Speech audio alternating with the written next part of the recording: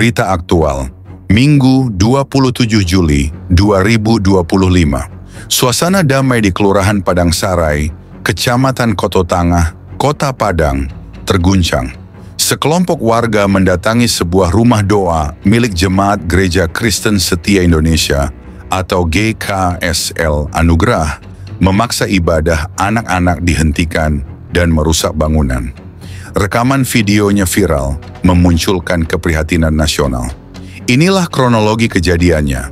Sekitar pukul sore, sekitar 30 anak dan pendamping, termasuk ibu-ibu, sedang mengikuti kelas pengajaran iman di rumah doa. Tanpa peringatan, sekelompok pria menyerbu, meneriakkan bubar, dan memaksa jemaat keluar. Beberapa membawa balok kayu dan memecahkan kaca serta kursi. Dua anak berusia 8 dan 11 tahun terluka tertendang dan terkena lemparan benda. Anak-anak ketakutan dan trauma, banyak ibu-ibu terpaksa membawa anak keluar sambil menangis. Kerusakan fasilitas dan listrik membuat proses pembelajaran spiritual mereka terganggu. Peristiwa ini mengganggu hak beribadah yang dijamin oleh Konstitusi Pasal 28E dan 29 UUD 1945 dan Kovenan Internasional tentang Hak Sipil dan Politik ICCPR Pasal 18. Amnesty menyoroti lemahnya perlindungan hukum terhadap umat minoritas dan menyerukan pencabutan peraturan diskriminatif yang sering memungkinkan pelarangan ibadah. Polda Sumatera Barat mengamankan 9 orang sebagai pelaku, dan Sat Brimob dikerahkan berjaga di lokasi pasca kejadian. Wali Kota Padang, Fadli Amran, menyatakan penyesalan mendalam, menyebut insiden sebagai salah paham informasi, bukan konflik SARA, dan berperan aktif memediasi dengan warga dan tokoh masyarakat dalam 3 jam. Meskipun mediasi mencetak hasil damai, insiden ini menjadi peringatan serius akan adanya intoleransi terselubung di tengah masyarakat. Panggilan bagi negara untuk bersikap tegas dan preventif.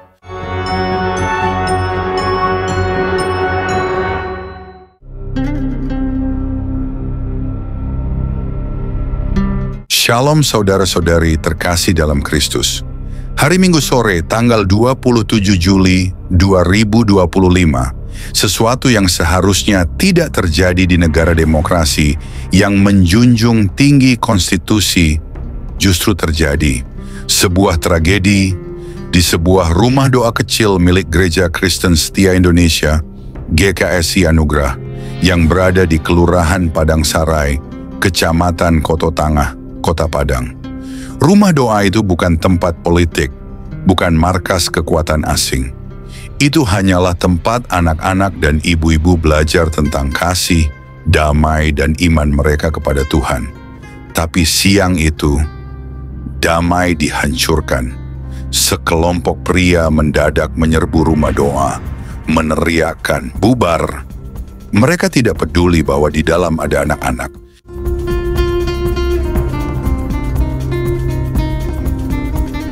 Mereka tidak peduli bahwa di situ ada ibu-ibu yang hanya ingin anaknya belajar tentang Tuhan mereka.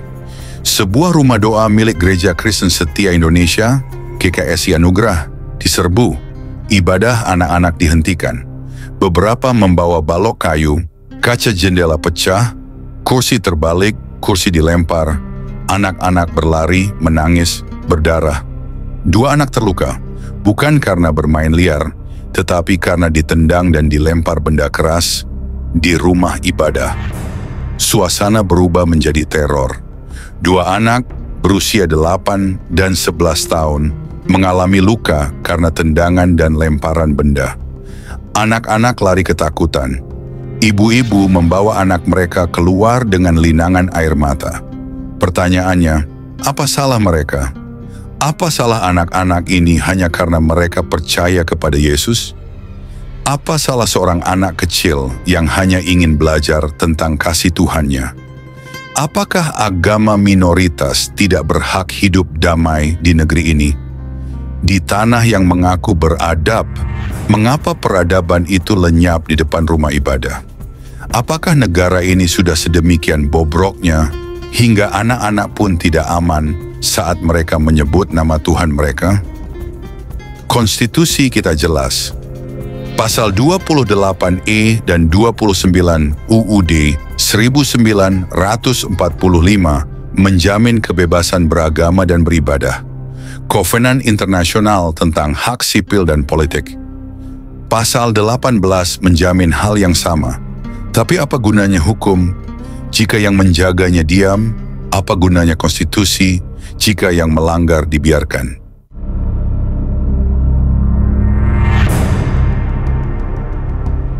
Ini bukan kejadian tunggal. Hanya 27 hari sebelumnya, pada 30 Juni 2025, sekelompok orang menyerang sebuah acara retreat di Bogor. Tempat retreat milik umat Kristen diserbu hanya karena mereka sedang menyanyikan lagu rohani. Dan kini, Padang hanya berselang beberapa minggu, tanpa takut, tanpa malu.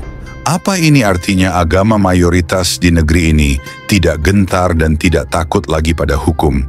Apa ini berarti hukum hanya tajam ke bawah dan tumpul ke atas? Apakah insiden di Bogor tak cukup sebagai alarm bahaya? Mengapa justru semakin gila, semakin brutal, semakin nekat merusak rumah ibadah di Padang? Siapa yang kalian takuti? Hukum atau hati nurani kalian sendiri? Wali Kota Padang menyebut ini sebagai kesalahpahaman informasi. Mereka sebut insiden ini hanya salah paham. Tapi siapa yang percaya bahwa menerobos rumah ibadah, merusak properti, dan melukai anak-anak adalah sekadar salah paham? Wahai pemimpin negeri ini, sejak kapan anak-anak diserang karena salah paham? Sejak kapan seorang anak berdarah karena salah informasi? Apakah kita akan menyebut pemerkosaan sebagai salah paham? Apakah pembakaran rumah ibadah akan disebut miskomunikasi? Tidak. Ini adalah bentuk intoleransi yang terorganisir. Ini adalah ketidakadilan yang terus dibiarkan. Dan ini bukan sekadar tindakan kriminal. Ini adalah pengkhianatan terhadap Pancasila, terhadap kemanusiaan, dan terhadap nurani bangsa. Ini bukan salah paham. Ini adalah wajah intoleransi yang dibiarkan hidup, yang tumbuh subur karena hukum tidak lagi menggigit, dan karena banyak dari kita memilih diam. Dan lebih menyakitkan lagi, pelakunya bukan orang asing, bukan tentara, tapi warga sendiri, tetangga. Orang yang setiap hari saling menyapa di warung, yang tahu kapan anak-anak ini lahir, yang tahu mereka tidak pernah mengganggu, tapi tetap memukul dan merusak.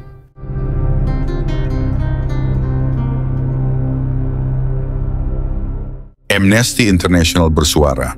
Komnas HAM mulai bersuara. Amnesty International menyerukan agar Indonesia segera mencabut semua peraturan diskriminatif yang memungkinkan pelarangan ibadah terhadap kelompok minoritas. Tapi seruan demi seruan hanya menjadi gema kosong jika tidak ada tindakan nyata. Tapi, apakah suara-suara itu cukup keras untuk menghentikan derap kaki massa intoleran? Wali Kota Padang menyatakan penyesalan dan menyebut ini bukan konflik SARA. Tapi jika rumah ibadah dihancurkan hanya karena bukan milik mayoritas, jika yang diserang adalah anak-anak karena mereka Kristen, maka ini jelas konflik SARA dan bukan sekadar salah paham. Polda Sumatera Barat memang sudah mengamankan 9 orang pelaku. Tapi apakah ini akan berujung ke pengadilan yang adil? Atau, seperti biasa, kasus akan tenggelam bersama berlalunya waktu? Apakah bangsa ini masih memiliki rasa malu ketika anak-anak yang tak mengerti politik harus menanggung beban kebencian? Apakah negeri ini masih punya harapan jika ketakutan anak-anak untuk menyebut nama Tuhan lebih besar daripada ketakutan pelaku untuk dihukum?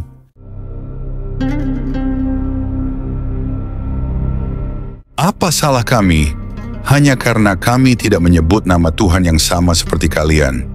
Kami bertanya, apakah kami minoritas tidak punya hak? Apakah iman kami tidak layak dihormati? Apakah kami harus terus hidup dalam ketakutan di negeri kami sendiri? Kami tidak minta diprioritaskan. Kami hanya minta keadilan. Kami tidak minta disembah. Kami hanya minta dihormati. Kami tidak minta menjadi mayoritas. Kami hanya minta agar anak-anak kami bisa belajar tentang Tuhan mereka, tanpa diteror, tanpa dipukul, tanpa dikejar, tanpa dibungkam. Untuk semua pemimpin di negeri ini, jika kalian diam, darah anak-anak ini akan berseru kepada Tuhan dari tanah ini, dan negeri ini akan menanggungnya. Karena Tuhan tidak membiarkan anak-anak kecil disakiti tanpa murkanya turun.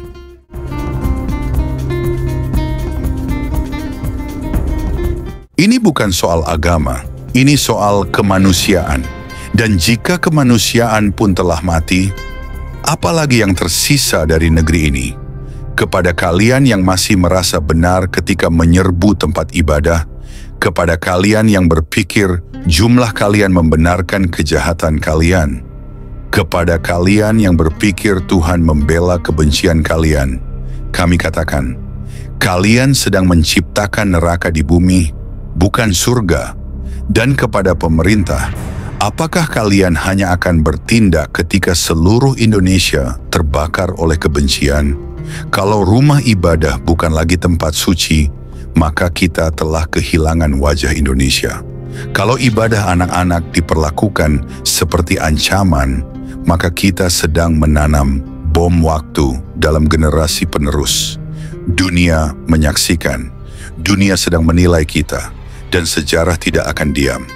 Apa salahnya beribadah menurut iman sendiri? Kenapa kalian, kaum mayoritas, selalu merusak dan mengganggu ibadah kaum minoritas? Pertanyaan ini bukan untuk dijawab oleh lisan, tapi oleh hati. Oleh keberanian untuk berkata, cukup, tidak lagi, jangan diam, jangan biarkan ini jadi pola. Karena hari ini gereja, besok siapa? Shalom saudara-saudari terkasih, selamat datang kembali di Renungan Malam God's Voice. Di tengah keheningan malam, ketika dunia mulai terlelap, marilah kita menyediakan hati dan pikiran kita untuk menerima sentuhan kasih Tuhan. Malam ini, biarlah suaranya yang lembut menuntun dan menguatkan kita melewati segala pergumulan yang mungkin belum selesai. Mari kita berdoa. Bapa di surga, terima kasih untuk anugerah-Mu yang tak pernah berhenti menyertai kami sepanjang hari ini. Kini, saat malam tiba, kami datang untuk berdiam di hadapan-Mu. Tuhan, sucikan hati kami, dan biarlah Roh Kudus-Mu hadir, serta berbicara lewat setiap firman yang kami renungkan malam ini. Tolong kami untuk memahami kebenaran-Mu, menerima teguran-Mu, dan dikuatkan oleh kasih-Mu. Kami serahkan waktu ini ke dalam tangan-Mu sepenuhnya. Dalam nama Tuhan Yesus Kristus, kami berdoa. Amin.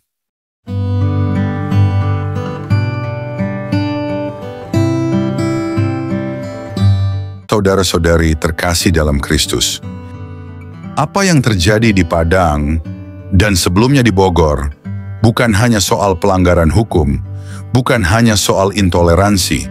Ini adalah cermin yang menampilkan wajah kita sebagai bangsa. Dan pertanyaannya, apakah kita masih sanggup menatap cermin itu? Atau kita akan terus memalingkan muka karena takut melihat betapa rusaknya nurani ini? Yesaya 5 ayat 20 berkata, celakalah mereka yang menyebut kejahatan itu baik dan kebaikan itu jahat.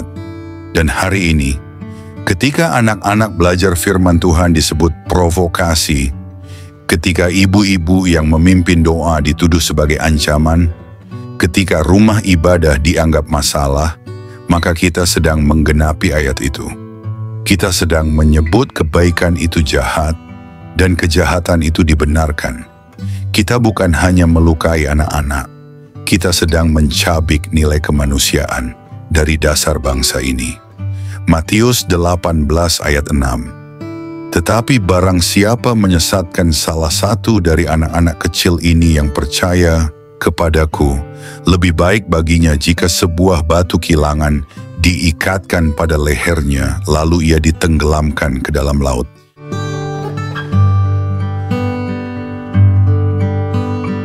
Dengarlah, wahai para pelaku. Kalian mungkin bisa kabur dari kamera. Kalian mungkin bisa lolos dari pengadilan manusia. Tapi kalian tidak bisa melarikan diri dari murka Tuhan yang mendengar jeritan anak-anaknya. Apa kalian pikir Tuhan diam? Apa kalian pikir surga tidak melihat? Apa kalian pikir anak-anak itu menangis dalam kesunyian? Tidak. Tangisan mereka sampai ke hadirat Tuhan.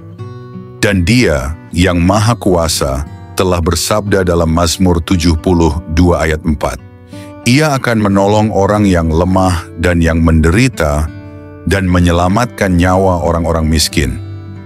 Kepada para pemimpin bangsa ini, kami tidak butuh pidato belasungkawa. Kami butuh keadilan. Kami tidak butuh klarifikasi diplomatis. Kami butuh keberanian untuk menegakkan hukum. Karena kalau negara ini tidak bisa melindungi anak-anak kecil yang sedang berdoa, maka negara ini sudah gagal sebagai bangsa. Dan jika umat mayoritas merasa sah untuk menindas yang minoritas, maka mereka bukan sedang membela iman. Mereka sedang mempermalukan Tuhan yang mereka klaim mereka sembah.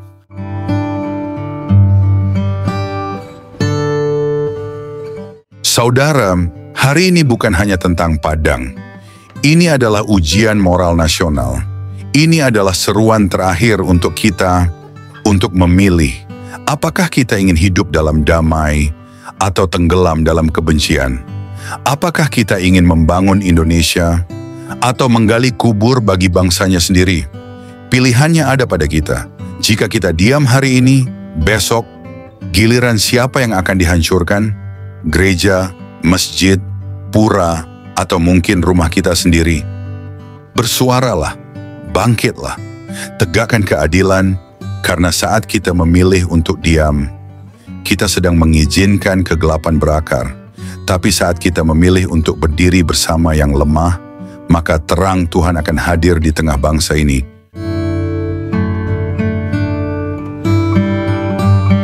Kepada saudara-saudaraku yang minoritas, jangan takut, Tuhanmu tidak tertidur, air mata kalian tidak sia-sia, doa kalian adalah senjata paling kuat, lebih kuat dari massa, lebih tajam dari balok kayu, lebih dahsyat dari kemunafikan massa.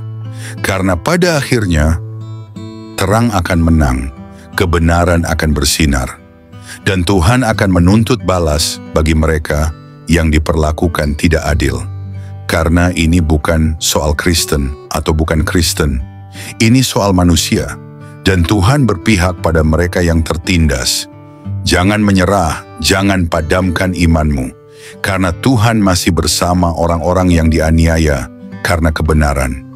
Dan kita akan tetap berdiri sampai keadilan turun seperti hujan dan kebenaran mengalir seperti sungai yang tidak pernah kering.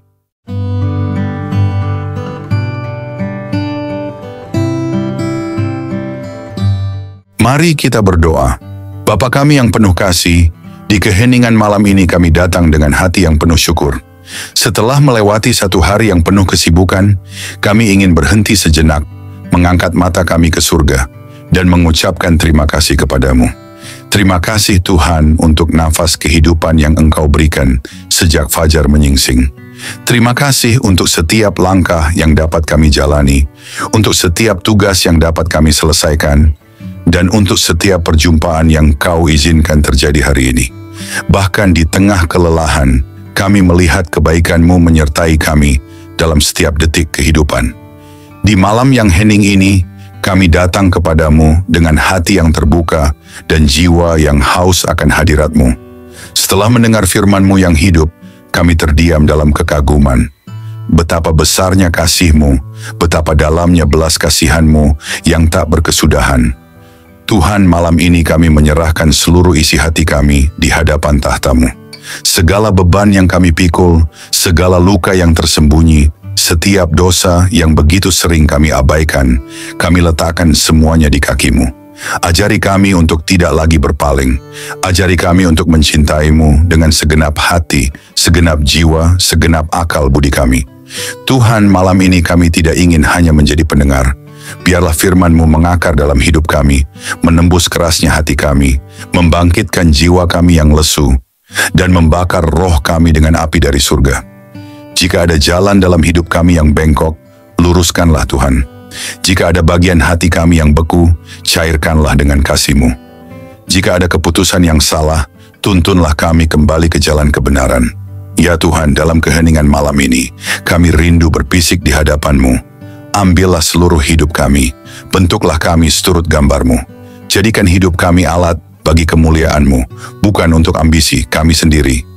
Ajari kami menghitung hari-hari kami, supaya kami beroleh hati yang bijaksana. Ajari kami untuk hidup dengan kesadaran bahwa waktu ini singkat dan kekekalan itu nyata. Tuhan, dalam gelapnya dunia ini, nyalakanlah terang-Mu dalam hidup kami. Jadikan kami pelita yang tidak padam, saksi yang tidak malu memberitakan nama-Mu. Ketika dunia menawarkan godaan, kuatkan hati kami untuk tetap setia. Ketika badai datang, peluklah kami dengan damai-Mu yang melampaui segala akal. Ketika tubuh ini lemah, jadilah kekuatan kami. Ketika jiwa ini letih, jadilah penghibur kami. Bapa, kami tahu tanpa Engkau, kami tidak mampu. Tanpa kasih-Mu, kami kosong. Tanpa roh-Mu, kami kering dan mati.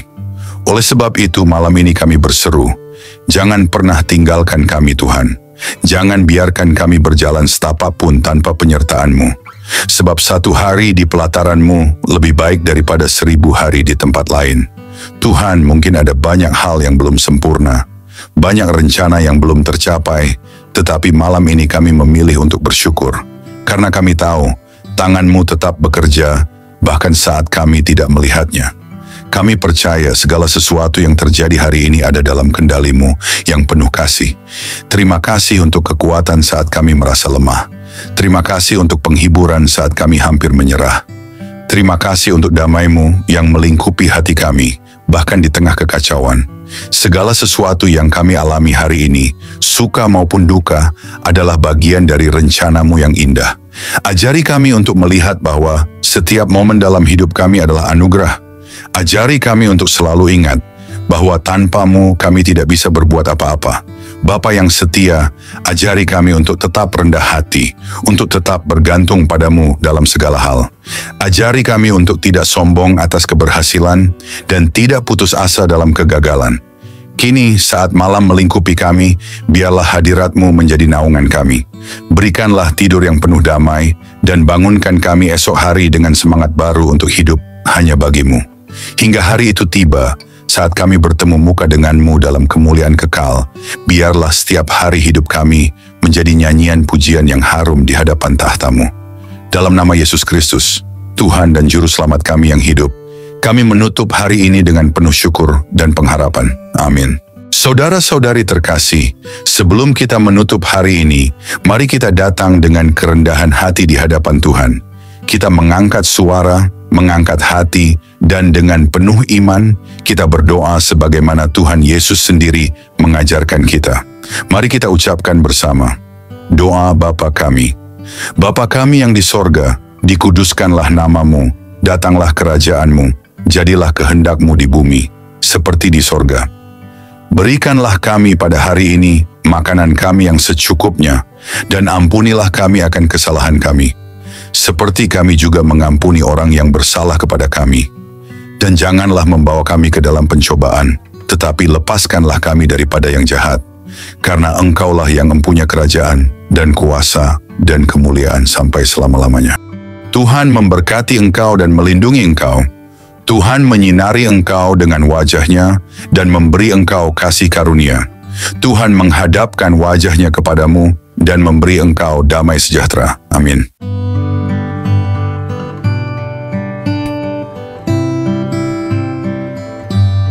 Saudara-saudari terkasih, malam ini kita telah merenungkan betapa besar kasih Tuhan yang menopang hidup kita sampai detik ini.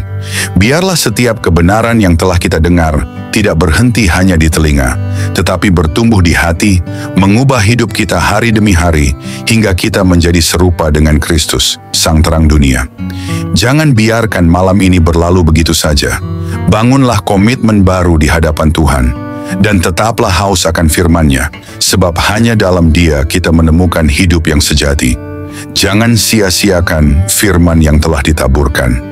Responilah dengan segenap hidup, dengan segenap jiwa. Biarlah malam ini menjadi malam perubahan, malam perjumpaan sejati dengan Tuhan. Terima kasih sudah setia mendengarkan renungan malam ini. Jika renungan ini memberkati, jangan lupa untuk like, subscribe, dan bagikan kepada lebih banyak jiwa yang membutuhkan sentuhan kasih Tuhan. Karena melalui satu langkah kecil dari saudara, Tuhan dapat menjangkau ribuan jiwa yang haus akan keselamatan. Tuhan Yesus menyertai, memberkati, dan meneguhkan setiap langkah kita, sampai pada saat kita berjumpa muka dengannya. Mari kita bersama-sama menjadi alat untuk memperluas kerajaan-Nya di bumi. Tuhan Yesus memberkati dan selamat beristirahat di dalam damai sejahtera-Nya.